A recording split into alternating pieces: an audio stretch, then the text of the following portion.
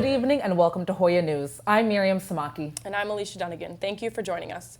This is an important year, not only as we continue to battle and recover from the ongoing pandemic, but because of the midterm elections that are happening in just a few weeks. We have the story on when and how to vote, as well as other key issues the District of Columbia is facing, including affordable housing and loan forgiveness. With the upcoming midterm elections, there has been a push to get people to go out to vote in D.C. and Maryland. Hoya News' Samuel Lee reports. When you see certain things are not going right in the community, the only way a change could be made is if people vote. However, not everyone is getting involved. A group of people who are just going to drown, they're going to die out, economically disenfranchised, while the others will live, thinking that their voting is changing, and I really don't believe it is. This kind of split among residents is not new. In the 2016 election, the Pew Research Center found that feeling that their vote didn't matter or that they were not interested was the second most common reason voters didn't vote. While candidates want their supporters to know that their votes matter, the D.C. and Maryland Board of Elections are focused on making these elections as secure and as accessible as possible. It's not always a choice between access and security. You can have both, and we work very hard to provide both. There are 65 voting centers in D.C., and residents can vote at any one. Every resident will also receive a mail-in ballot with drop-off locations across all 8 wards. In Maryland, residents can request a mail-in ballot or vote at their assigned polling location. Neither D.C. or Maryland requires voter IDs. For an election guide with all the information you will need for the upcoming election, visit the Hoya News website. Samuel Lee, Hoya News.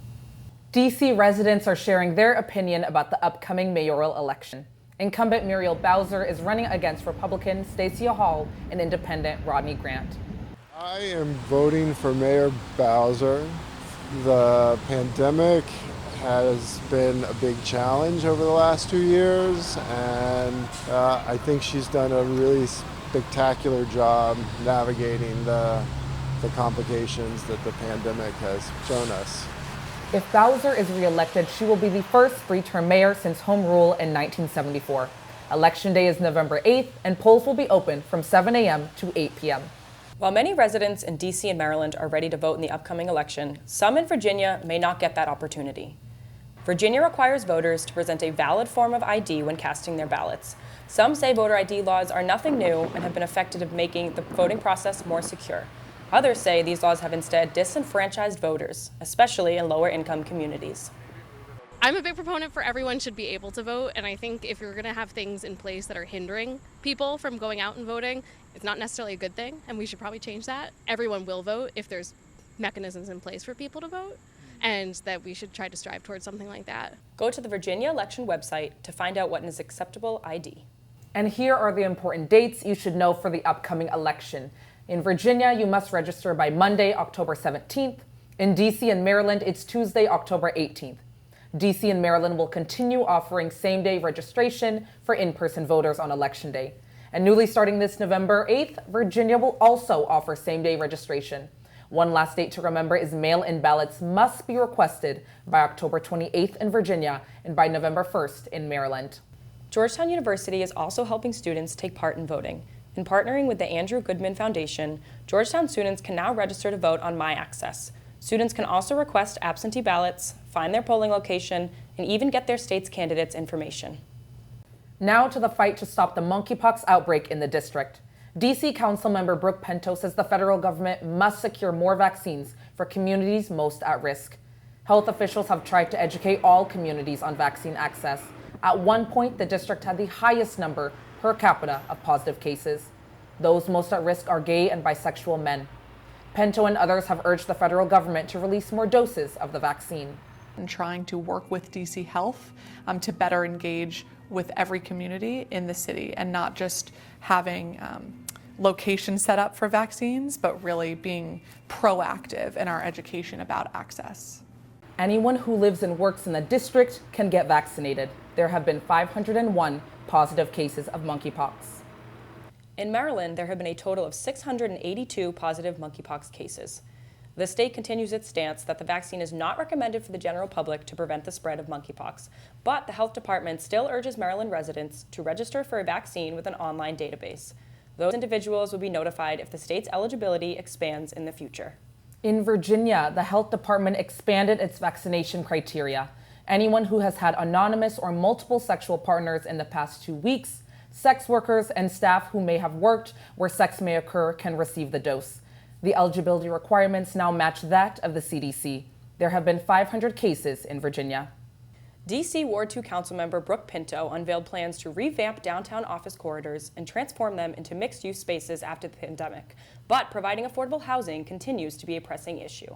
Hoya News' Wen-Chin Lo spoke to Pinto at the Wilson Building. One of the things that we're doing is partnering with developers to figure out what types of incentives we can provide. So the Recovery Act I talked about will ensure that 15% of these buildings that are being converted have affordable units. What used to be offices will become places of housing, restaurants, entertainment, sports, greenery, and cultural activities. But what about existing units built after 1975, not subject to rent control? We are evaluating if rent control and how it can be expanded in the district. We're also looking at landlords who are effectively taking rent control units off the marketplace and converting these units to condos. Not only does the number of rent control units decrease over time, there's nowhere for tenants to identify them. We'll be asking during oversight of DCRA in October of this year to make sure that this database is up and running and available to the public, because this change in 2015 should not have taken 7 years to effectuate. To recap, DC Council member Pinto wants to ensure a thriving local economy as well as room for affordable housing. Wen-Chin Lo, Hoya News. Up next, we speak about the potential flip of Congress and what that could mean for D.C. Senior fellow Mark Harkins joins us in studio for the conversation. Journalism is a constantly changing industry. The professors are working professionals. They're in the newsroom day in and day out. So award-winning journalists are sitting down teaching us this information on how to become a better reporter or how to become a better videographer is pretty enriching.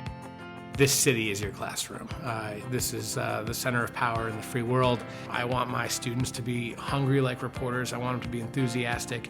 I want them arguing amongst themselves. I want them, coming in, really eager to do stories. You have to produce work.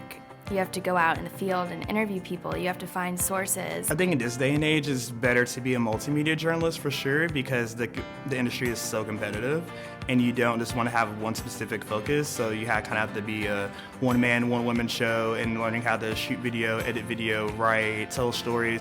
So in order to tell the stories accurately and timely, you have to learn how to do it on all platforms. To learn how to use the latest social media platforms and how to incorporate those into our storytelling. So anything from Twitter, Snapchat to Instagram, how to use those different avenues to tell a story. This program has given me the ability to be confident in my own reporting skills, having to go out and find my own stories, research, find subjects, find sources. It's really given me the whole package. Welcome back. All eyes are on this election as Republicans are eyeing the flip of Congress from Democratic control. All 435 seats in the House are up for grabs, as well as 35 Senate seats. We're joined with Mark Harkins, a senior fellow in the Government Affairs Institute at Georgetown University. Mark, thank you so much for being here. Thank you for having me. Of course. I want to begin by asking, with President Biden having 2 years left in his term, how important is this election for his platform and the Democratic Party? What people have to remember is that whoever controls the majority in either the House or the Senate controls the gavels and therefore the agenda of that body.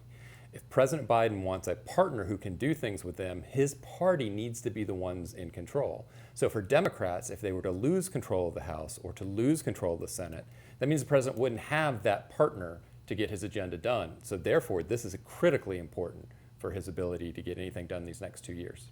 Absolutely. And right after the election of Republican Governor Glenn Youngkin, Virginia's 2nd and 7th districts feature tight races for those representatives, Elaine Lurie and Abigail Spanberger. What are their chances of re-election? I was actually in that area over the weekend, and you can never judge by yard signs, but if you did, you'd think the two incumbents have a very good chance. That being said, the current environment is not great for Democrats. Number one, the president's party, the Democratic Party, normally loses seats in a midterm election. In addition, the president's popularity is not very high. And lastly, the economy is not doing well. Those are all three harbingers of doom for incumbents. So these are tight districts, and any of those factors could, at the end, flip it. That being said, they are incumbents, and incumbents aren't always easy to beat. And could another impact be redistricting? How might that impact Republicans' chances to win back control of the House this November? Absolutely. So every 10 years or so, we do redistricting in the United States. And of the states that had to redraw lines, many of them were controlled by Republican legislatures and governors, which means they got to draw the lines that were more advantageous to them. Some pundits believe that as many as 5 seats, maybe even 6, will go from the Democrats to the Republicans just due to this redraw. By the way, 5 seats is what the majority is that the Democrats currently hold in the House of Representatives. Well, we will definitely be watching this election closely. Once again, Election Day is Tuesday, November 8th. Thank you so much again, Mark. Thank you. Alicia, back to you. Thank you for that, Miriam. Affordable housing is a big concern for students. We have the story on Georgetown's solution.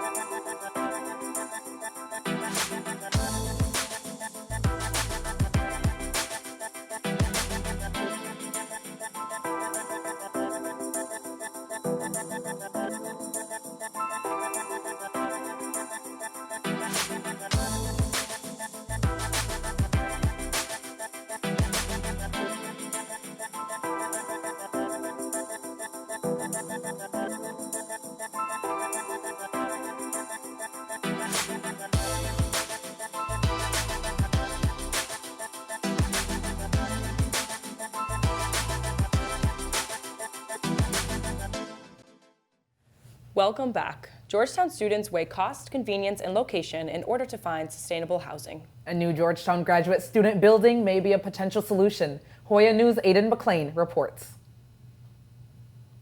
Located a few blocks from the Capitol building, the newly opened 55 8th Street Northwest gives Georgetown students a university-affiliated housing option and the full Hoya experience. Because I was overwhelmed with looking at other options in the city, I ultimately ended up deciding to go with the Georgetown graduate housing option.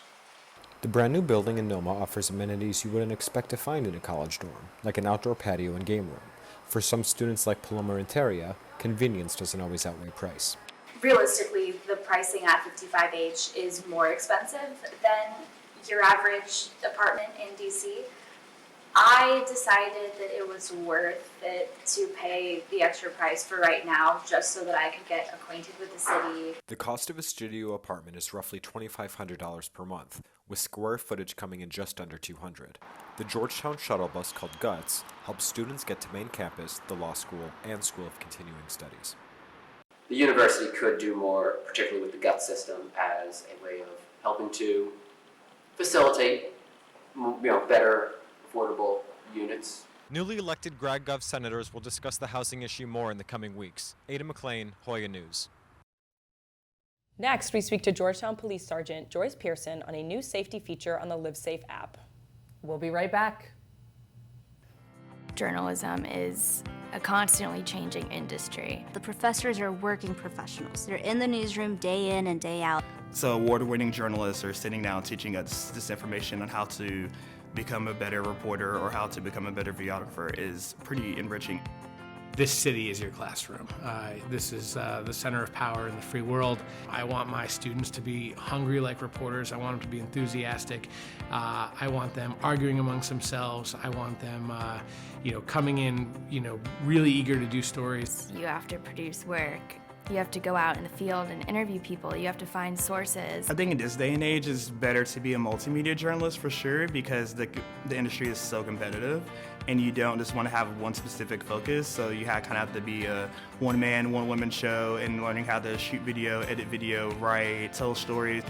So in order to tell the stories accurately and timely, you have to learn how to do it on all platforms. To learn how to use the latest social media platforms and how to incorporate those into our storytelling. So anything from Twitter, Snapchat to Instagram, how to use those different avenues to tell a story. This program has given me the ability to be confident in my own reporting skills, having to go out and find my own stories, research, find subjects, find sources. It's really given me the whole package.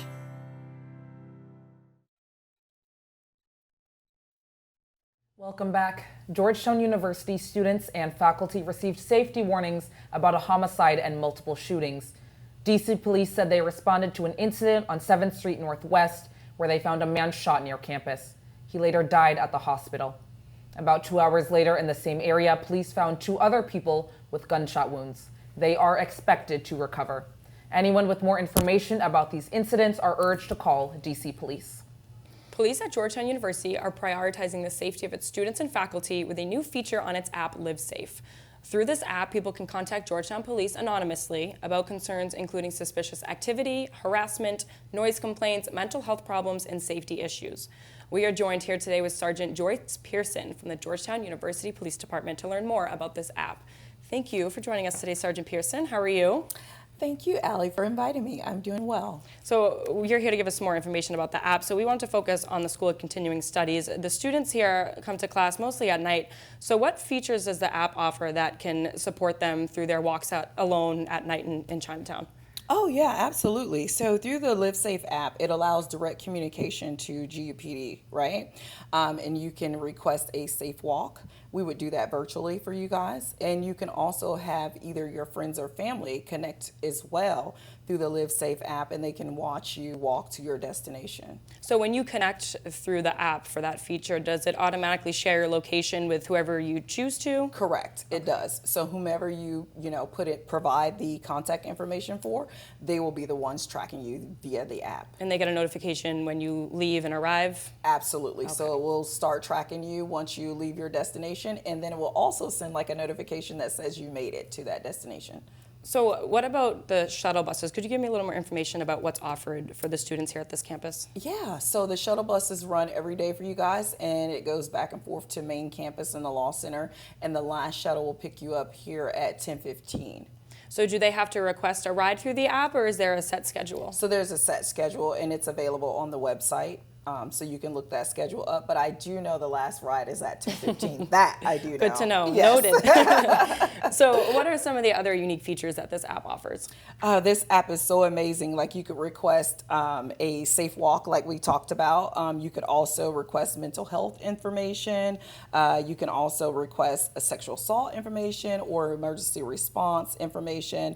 Also, there's a bias reporting information that you can do via this app as well, and you can do that anonymously, or you can, put your information in there as well. So, yeah, you can upload videos. So like, let's say there was a situation going on and you wanted to notify us, but you didn't really know how to explain that situation. So you wanted to just send us a video or a text message or a photo of what is going on. You can do all of that via the Live Safe app. How has the feedback been so far? Have you heard from students, they like it, dislike it, do they use it often? Yeah, actually last month during National Preparedness Month, we did a Safe Ride trivia, something similar to Cash Cab. So I jumped into Safe Ride and asked the students a lot of different questions. And one of the questions was, how did you request this Safe Ride? And all of them told me, via the Live Safe app, like duh. And I was like so happy to hear that because it's a great app and I'm glad that students are using it. So I'm getting really good feedback. So how can they download this app? Oh, you know what? You can download the app via your Apple or Google Play Store. Yeah, and make sure you put in that you're a Georgetown student. Georgetown students, so they can follow your location. Correct. Gotcha. Thank you so much for joining us and giving us all that helpful information. We appreciate it. Absolutely. Thank you for inviting me. Thank you, Alicia. Across the nation, people are applauding the loan forgiveness program by President Biden. But how do Georgetown students feel about this decision? Stay with us.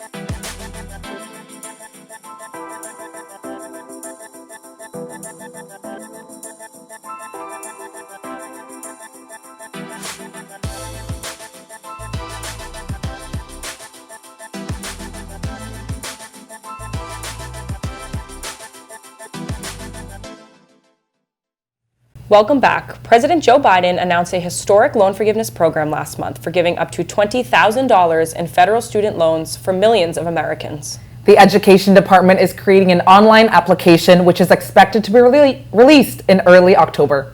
Hoya News' Nahavi Hope has more about how students feel about this program. Students and alumni are waiting for the Education Department to finally release the online application to see if they can get their student loans forgiven. The school does a great job of giving students loans, but the actual forgiveness between the two of those and being able to afford it is still difficult for a lot of majority students, so I think it's a good program for everyone beneficially. This program benefits individuals who make less than $125,000 or married couples who make less than $250,000. It also gives up to $20,000 for Pell Grant recipients who meet this income threshold. My family actually came into difficulties recently, and hearing about the student loan forgiveness provided a sense of relief for us because the $10,000 forgiveness gave us a lot of financial mobility that we wouldn't have had otherwise. Borrowers will have a year to apply for this program, but are encouraged to apply by November 15, so they can receive the student loan forgiveness by the end of the year, which is when the pause on student loan interest rates is set to end. For Hoya News, I'm Navi Hope. Thank you so much for joining us tonight. That's our show. Don't forget to do your civic duty and go out and vote. Until next time. This has been Hoya News.